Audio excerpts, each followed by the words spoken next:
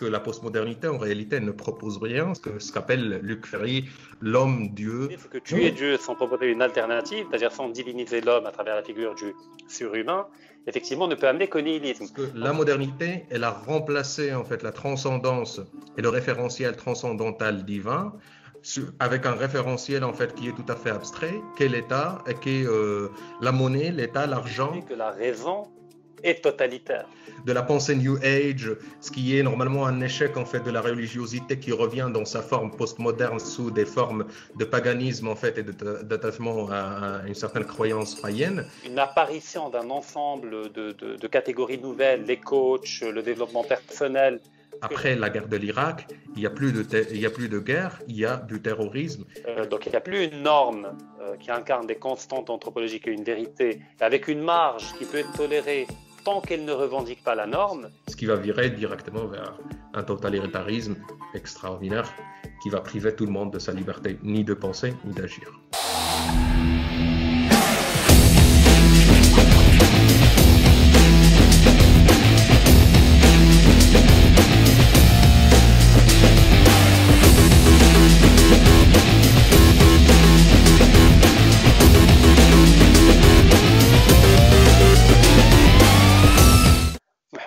Bonjour. Bonjour. Alors, tu es chercheur en sociologie et tu es également membre fondateur du mouvement d'idées Ribat al-Hikma. Alors, on ne va pas redéfinir l'objectif et j'invite les gens à aller voir la précédente vidéo avec Naamia Samad où on a parlé de manière relativement longue du mouvement Ribat al-Hikma. Mais on dirait que c'est un mouvement d'idées alternatives pour faire émerger un logos marocain. Et donc aujourd'hui, on va parler d'un de tes thèmes de prédilection. Alors, tu en as beaucoup. Tu parles beaucoup d'art, des questions de la modernité, mais également de la postmodernité. Alors, c'est une problématique qui, effectivement, paraît comme ne pas être actuelle dans le cas du Maroc. On est plutôt confronté à première vue à la modernité en tant que telle, mais on ne peut pas ignorer ce phénomène qui commence déjà à s'implanter petit à petit. Mais d'abord, définissons le concept. Que veut dire la postmodernité? Et en quoi est-elle différente de la modernité? Donc, si tu peux brièvement définir la modernité, pour après définir la postmodernité comme étant éventuellement une rupture. Tout d'abord, je te remercie Rachid pour avoir permis en fait la possibilité de faire d'avoir une telle possibilité de parler d'un sujet qui est tellement aussi important pour nous ici au Maroc et aussi à l'international aussi. Tout d'abord, en fait, il faut définir la modernité par rapport à la postmodernité en général. Il faut définir la modernité déjà comme une rupture épistémologique dans le sens où elle est un redéploiement des idées qui sont reçues après la Révolution française, c'est-à-dire qui était élaboré et pensé par les grands penseurs de l'Aufklärung et des Lumières françaises.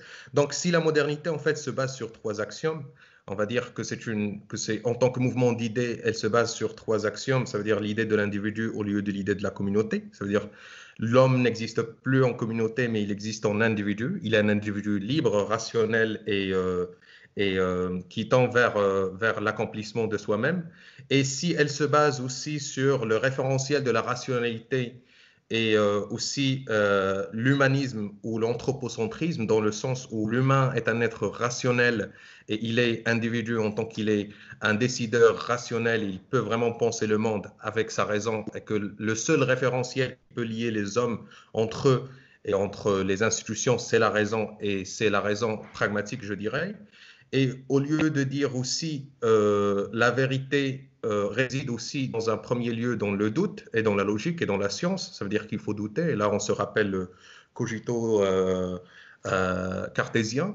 Et la postmodernité se voit comme un avortement de ce projet, dans ce sens-là, où elle est véritablement, comme tu as dit, une rupture intellectuelle et philosophique de ces concepts et de ces bases et de ces axiomes qui entendent en fait mener l'humanité et l'humain vers une salvation.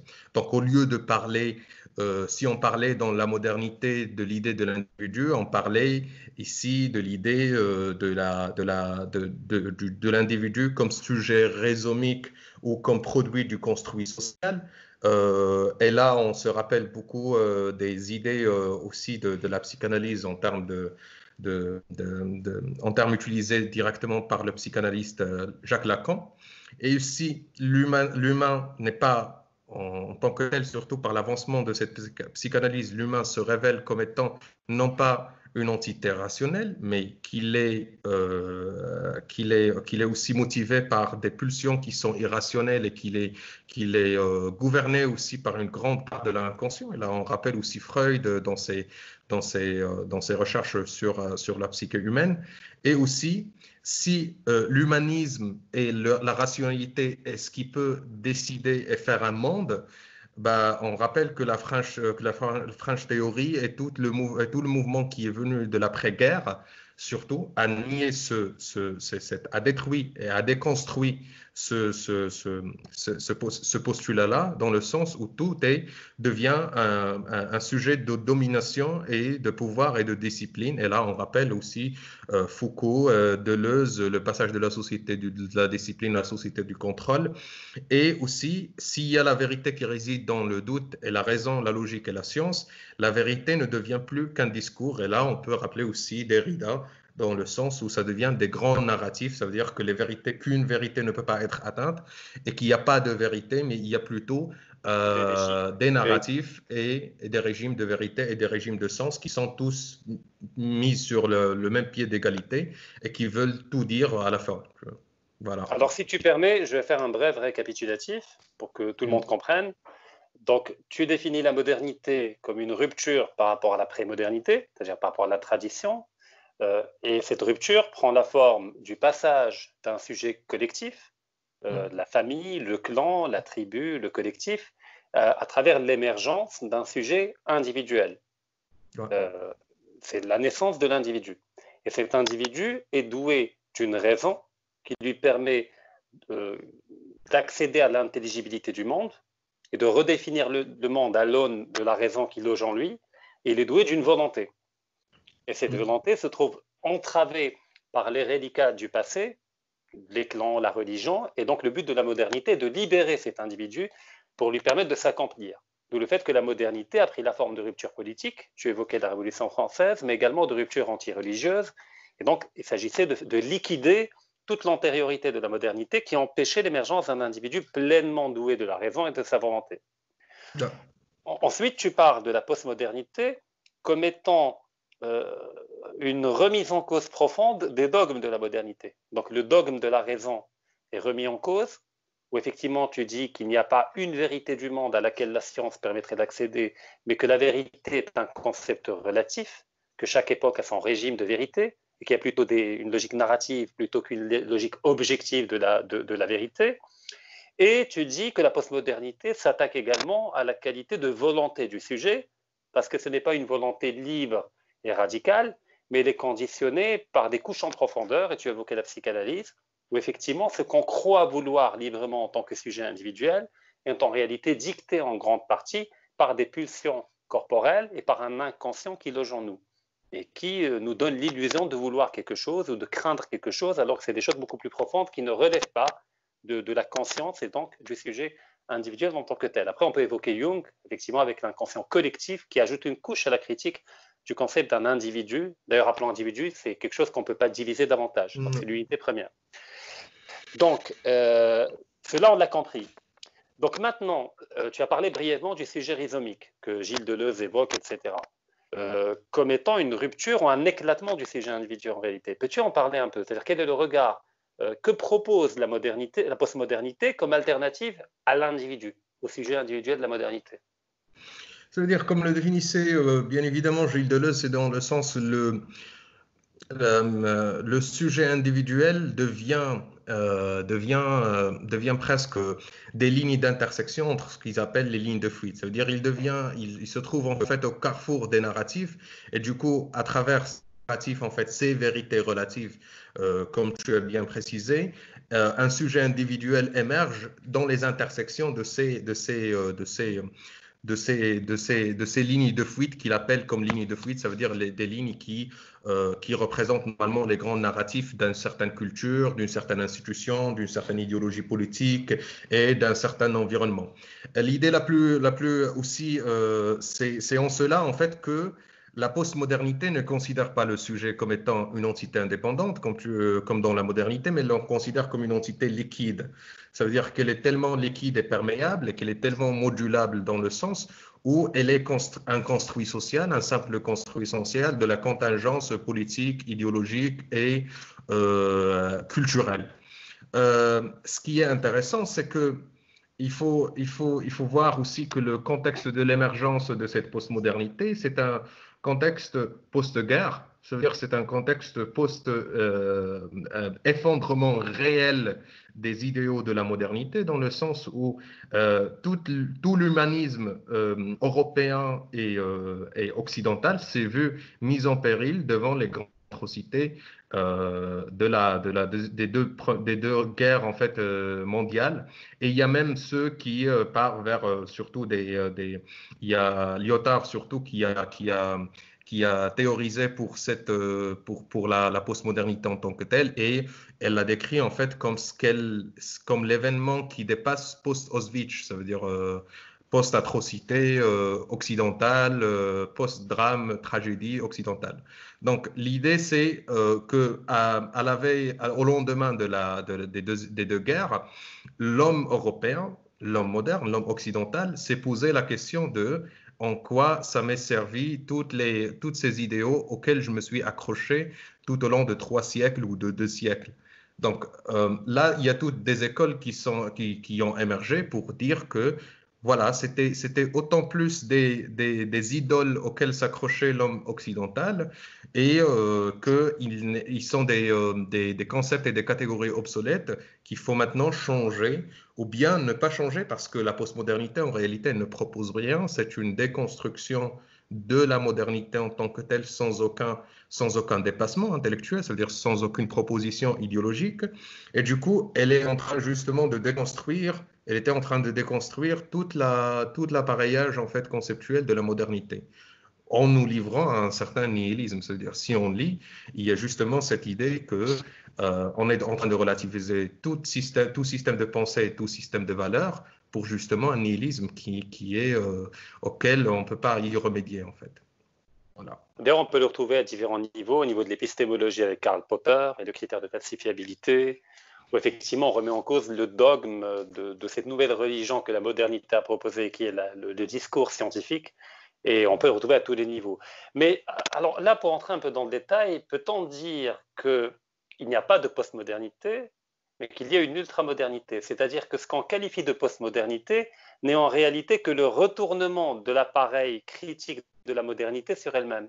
C'est-à-dire que l'appareil critique proposé par la modernité, qui était orienté contre la modernité, après avoir liquidé toute la prémodernité, s'est retourné contre la modernité elle-même.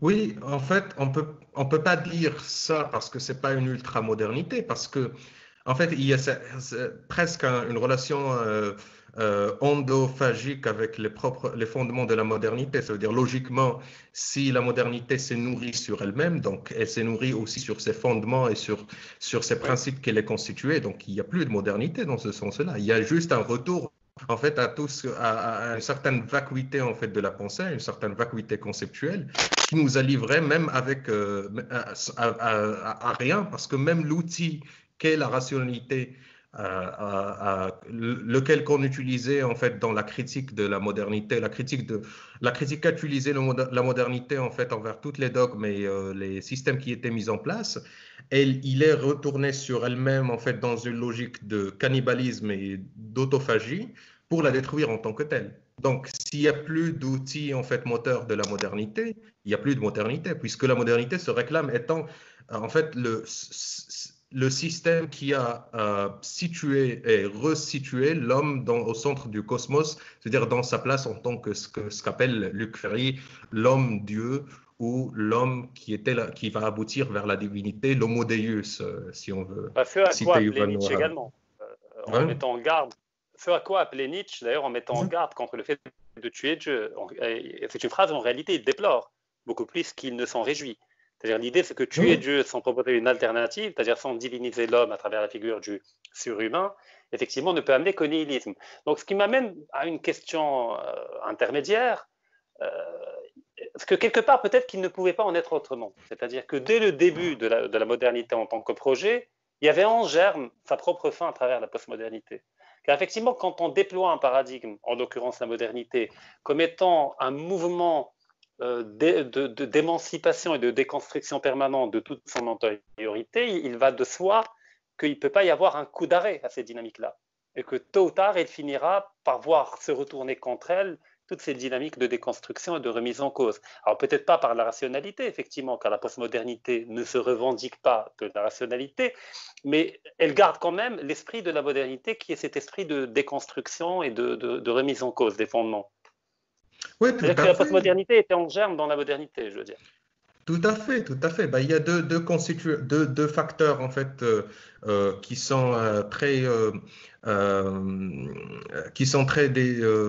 très particuliers en fait à cette idée que tu exprimes. En fait, c'est l'absence de l'horizontalité, de la verticalité en tant qu'elle est une dimension, une autre dimension de l'existence humaine sur Terre et de l'existence de l'être en général humain sur Terre et au monde.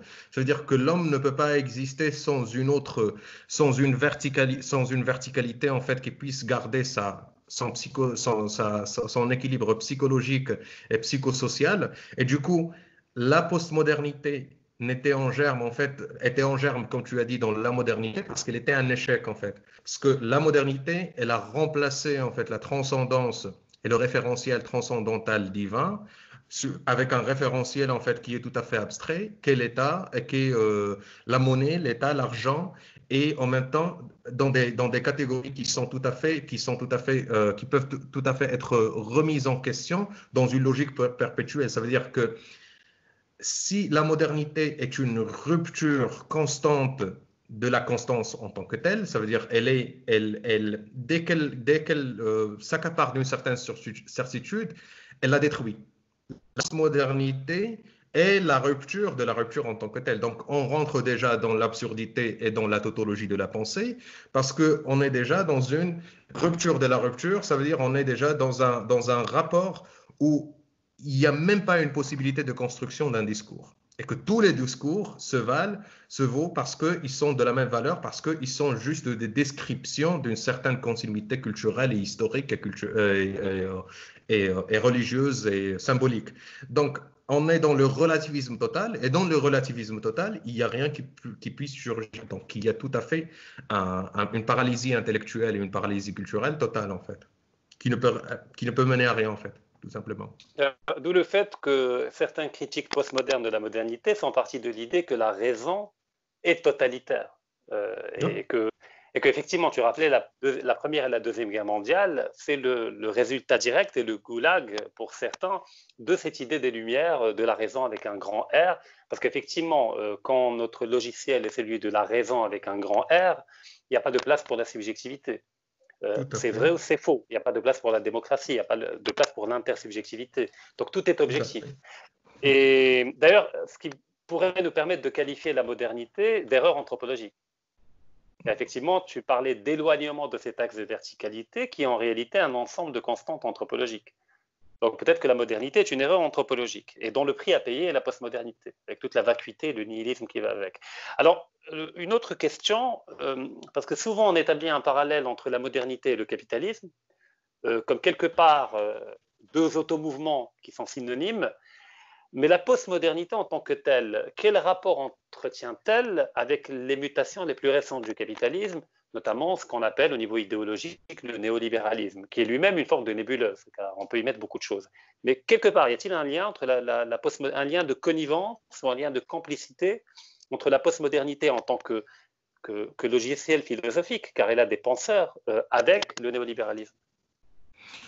En fait, on peut dire que la postmodernité peut-être aussi le dernier, c'est pas le dernier, mais c'est le moment où le politique s'est détaché de l'idéologie, l'idéologique s'est détaché de l'économique parce qu'il n'en a plus besoin.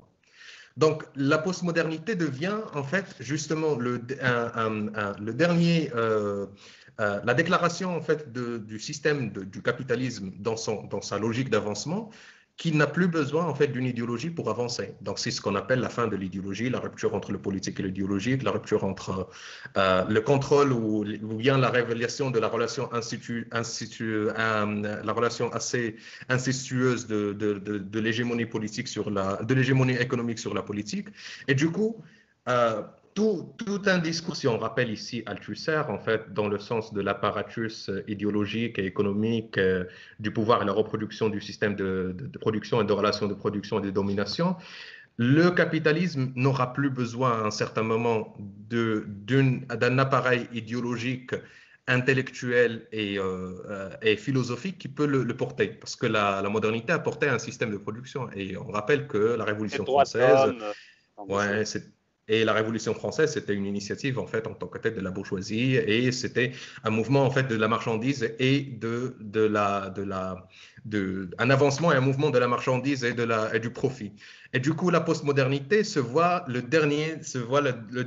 dernier épisode du détachement final du politique et de l'idéologique de l'économique. Et du coup, on va avoir tout un discours qui se développe en même temps qui s'est inspiré du postmodernisme, mais qui s'est développé pour en fait rendre du sujet ce qu'on appelle non pas un sujet postmoderne, mais on le rend un projet en tant que tel. C'est-à-dire que le sujet devient un projet. C'est-à-dire que dans le sens Toute l'idée du capital humain, de la gouvernance, enfin d'un ensemble de concepts totalement creux, qui en oui, réalité ont pour but de transmuter le sujet en projet. oui, oui, c'est la transmutation du sujet en projet par ces concepts-là, mais c'est aussi par une fausse idée du monde et une fausse idée de la liberté, en fait, qui revient, qui fait ressurgir toutes les dimensions, en fait, de la pensée New Age, ce qui est normalement un échec, en fait, de la religiosité qui revient dans sa forme postmoderne sous des formes de paganisme, en fait, et d'attachement à une certaine croyance païenne et qui va aussi ressurgir dans le sujet projet, qui va devenir en fait un prophète qui va réaliser sa prophétie à travers le travail, à travers l'exploitation totale. Donc il va s'exploiter en fait parce qu'il devient l'homme libre, le self-made man et l'homme auto-entrepreneur. Donc l'homme auto-entrepreneur, c'est quoi? C'est une entité en fait de production qui se nourrit sur elle-même dans une logique d'extrême exploitation, dans le sens où il n'y a plus de limite à l'exploitation. Parce que ce qui pouvait te limiter, c'est un engagement politique, c'est un engagement idéologique, c'était une ouverture possible sur une conscience de classe. Mais là, il n'y a plus de conscience de classe parce qu'il n'y a plus, en fait, d'encadrement idéologique qui peut faire surgir une certaine conscience de classe. Et du coup, il n'y a plus aussi de commun puisque l'individu a atteint la logique de son individualité jusqu'à ce qu'il se fait éclater pour devenir un maillon d'exploitation pour le système en général. Et du coup, dans une logique de performance, il va avancer jusqu'à ce qu'on appelle l'état de fatigue de la performance, c'est-à-dire qu'il va avancer dans une logique de non-arrêt à l'exploitation, parce que l'exploitation vient de son intérieur et vient d'un facteur endogène qui est l'idée de la self-making ou la self-success, dans le sens où il doit s'auto-réaliser puisqu'il est libre et puisqu'il n'y a plus, il y a rien qui peut l'attacher et qu'il est en fait le sujet le plus suprême et le plus souverain, qui va essayer dans une logique d'autoréalisation de se réaliser et de, par conséquent, tomber dans une fatigue en fait d'hyper-positivité parce qu'il doit se sentir toujours positif. Et l'énergie, c'est la positivité. C'est ce qu'ils appellent, c'est ce que appelle Giorgio Agamben la société de l'hyperpositivité en fait. Alors, il y a différents éléments. Alors, premièrement, l'idée que tu as évoquée que le capitalisme n'a plus besoin d'idéologie, peut-être qu'il n'en a plus besoin parce que le capitalisme a investi notre imaginaire et donc on a intériorisé tous les mécanismes du capitalisme à une échelle individuelle. Donc, faisant partie intégrante de notre imaginaire, on n'a plus besoin d'un discours extérieur pour le légitimer et le normer. Deuxièmement, il y a effectivement ce que tu évoques, le positive thinking, etc., avec une apparition d'un ensemble de catégories nouvelles, les coachs, le développement personnel, ce que j'appelle moi personnellement le stakhanovisme du capitalisme. C'est-à-dire, effectivement, Stakhanov, c'est effectivement un ouvrier qui a travaillé 4 fois plus que les autres et puis qui a été érigé en icône politique par l'Union soviétique, et il faisait des séminaires partout dans l'Union soviétique pour inviter les ouvriers à surtravailler. Donc aujourd'hui, les coachs, c'est les Stakhanov du néolibéralisme. Mais peut-être qu'il n'a plus besoin d'idéologie, également parce qu'il s'est érigé lui-même en spectacle, pour reprendre de bord. Donc effectivement, notre rapport au capitalisme n'est plus un rapport à un mode de production avec une subordination hiérarchique et une logique conflictuelle de classe, mais comme étant un spectacle que l'on est amené à contempler et à développer un rapport fétichisé à ce spectacle-là. Donc c'est l'imaginaire qui a été envahi en réalité peut-être par le capitalisme, qui fait qu'il n'a plus besoin d'un discours légitimant. Alors l'autre question, c'est qu'aujourd'hui on vit une période de crise. Et en général, dans le contexte de la modernité, il y a un ensemble de catégories politiques et juridiques qui permettaient de décréter une verticalité du pouvoir en temps de crise. Alors, je renvoie à Carl Schmitt et à la logique d'exception que peut décréter le souverain, avec des catégories de pouvoir coercitif qui permettent en temps de crise de mobiliser tous les corps constitués. Mais dans le contexte postmoderne aujourd'hui, on parle principalement du monde occidental. On vit aujourd'hui une crise. Certains parlent de gestion postmoderne de la crise, mais doit-on plutôt parler d'échec postmoderne de la crise?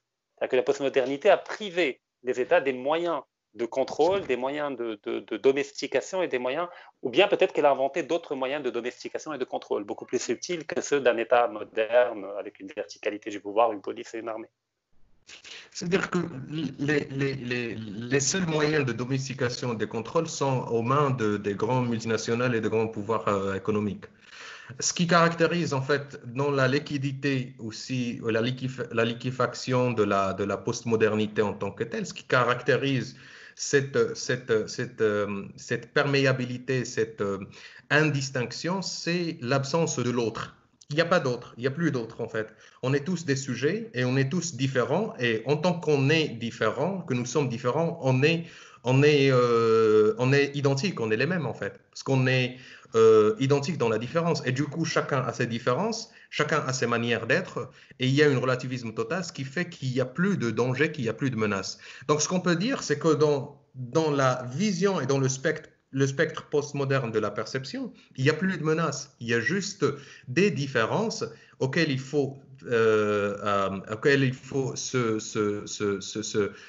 se référer et essayer avec des moyens en fait qui sont tout à fait inefficaces de les changer ou bien de les faire adhérer à une certaine forme. Mais il n'y a plus d'anomalie versus normal. Il n'y a plus d'étrange versus familier. Il n'y a plus de normes en réalité. De normes. Il n'y a plus d'intérieur versus extérieur. Ouais. Il n'y a plus de marge. Donc, il n'y a plus une capacité, il y a plus de capacité en fait de rentrer dans un rapport immunologique avec le monde, avec l'autre, avec l'extérieur. Ça veut dire, puisqu'on est dans une ouverture extrême envers les autres, envers autrui en tant qu'il est institution, en tant qu'il est idéologie, en tant qu'il est manière de voir le monde, en tant qu'il est système de valeurs, il n'y a plus en fait de manière de se protéger parce qu'on n'a pas des anticorps en fait. C'est assez biologique dans le sens où on s'est totalement domestiqué, dilué dans un système de différence et de déférence, comme l'appelle Derrida, dans le sens où on est dans un simulacre du spectacle, comme tu l'as invoqué, qui fait que tous les éléments du spectacle qui sont dans le spectacle, ils sont différents, mais dans leur différence, ils sont identiques, et du coup, ils ne peuvent pas se protéger. Et du coup, c'est ce qu'ils appelaient, en fait, c'est ce qu'ils pensaient, c'est ce qu'a pensé Baudrillard dans le premier sens, qu'avec la modernité ou avec la postmodernité, surtout qu'elle est caractérisée dans sa forme militaire, dans la forme du terrorisme. Ça veut dire qu'après la guerre de l'Irak, il n'y a plus de guerre, il y a du terrorisme.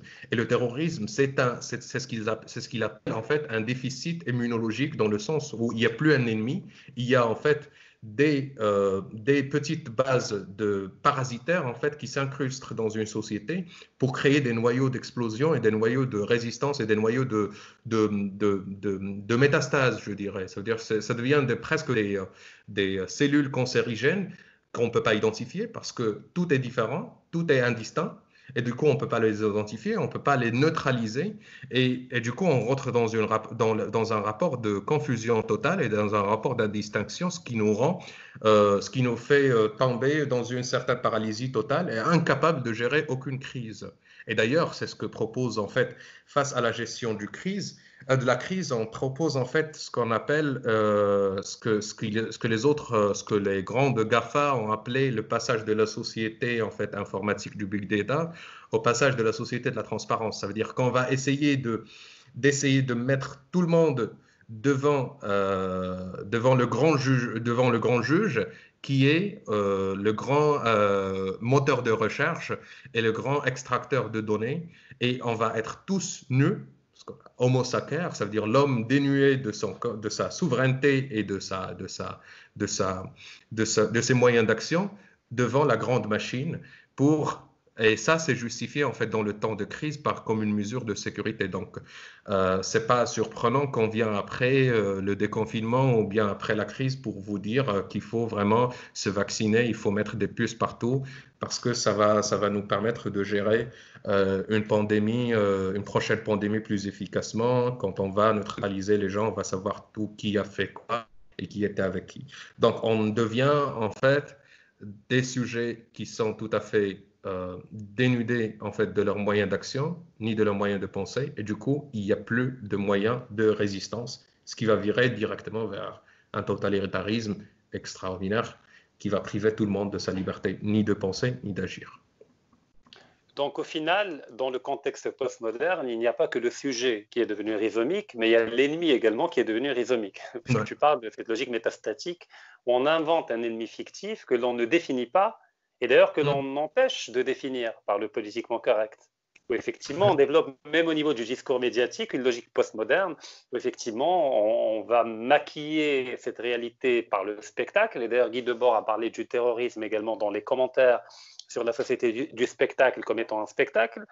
Et d'ailleurs, ce dont tu parlais, la question de la nudité devant le grand juge, mais qui, en dernière instance, est le marché, qui au final est le grand juge, mais avec des interfaces, notamment l'Internet, les nouvelles technologies, et que, en réalité, on est privé des moyens de définir exactement l'ennemi, car si on le définit de manière adéquate, on remontera jusqu'à la logique marchande, qui est toujours incarnée, qui n'est pas désincarnée, mais qui est incarnée à travers des intérêts particuliers, à travers des multinationales, à travers des connivences entre des groupuscules, des minorités agissantes et le politique.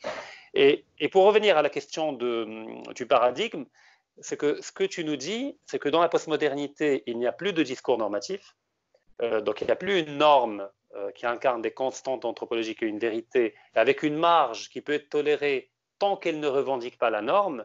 On est dans une logique de déconstruction des normes et d'indifférenciation où l'on passe peut-être d'un sujet individuel en tant que structure à un sujet contingent, fluide, qui est, comme tu as défini tout à l'heure, toujours l'intersection de plusieurs lignes de fuite et qui ne peut pas être ramené à une logique de structure. Et donc, effectivement, ce qu'on retrouve dans la théorie du genre, effectivement, les fluid gender, où effectivement, en fonction de mon état d'âme, je vais me définir dans une subjectivité radicale comme je veux.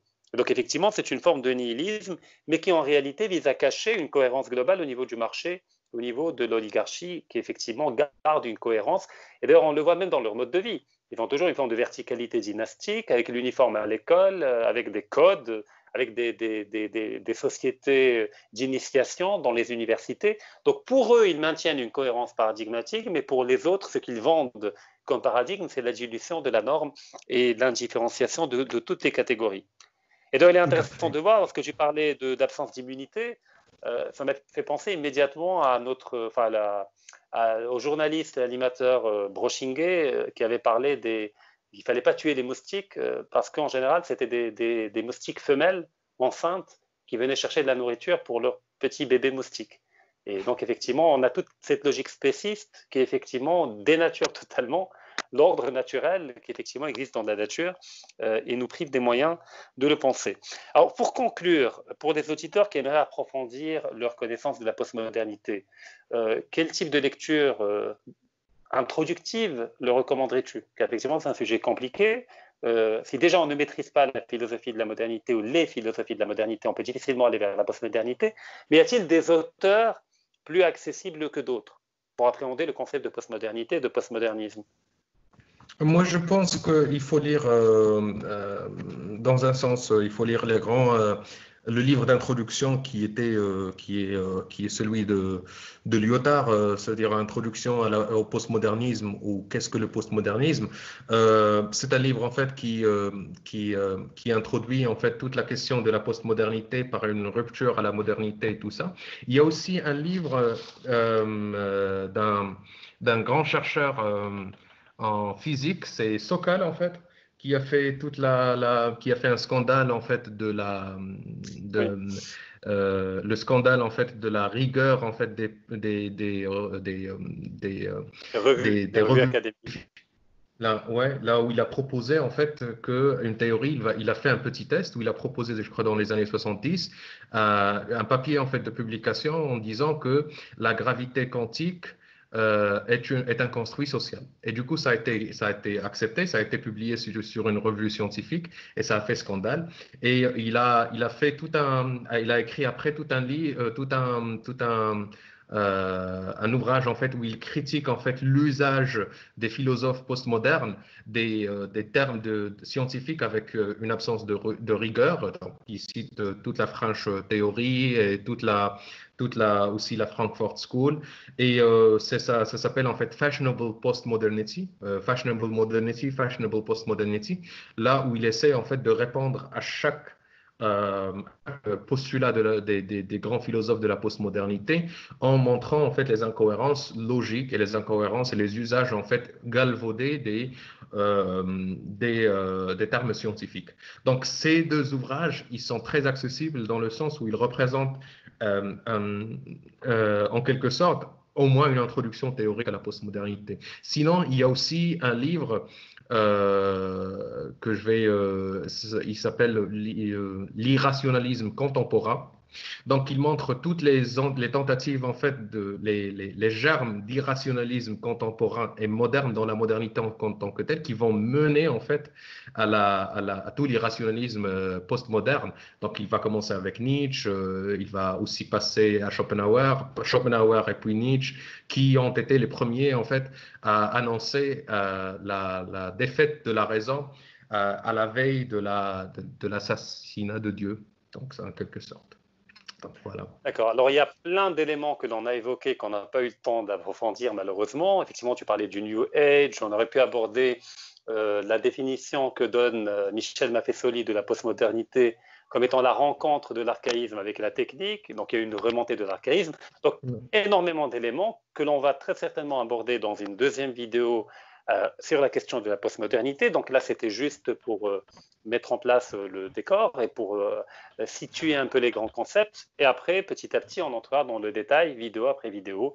Et donc, j'invite tout le monde à nous suivre dans cette démarche pédagogique, initiatique par rapport à la question de la postmodernité. Donc, Mohamed Hamdouni, je te remercie et Merci je te beaucoup, donne Rachid. rendez-vous à très prochainement et à tous ceux qui nous suivent pour une future vidéo. Merci beaucoup. À très Au bientôt. revoir.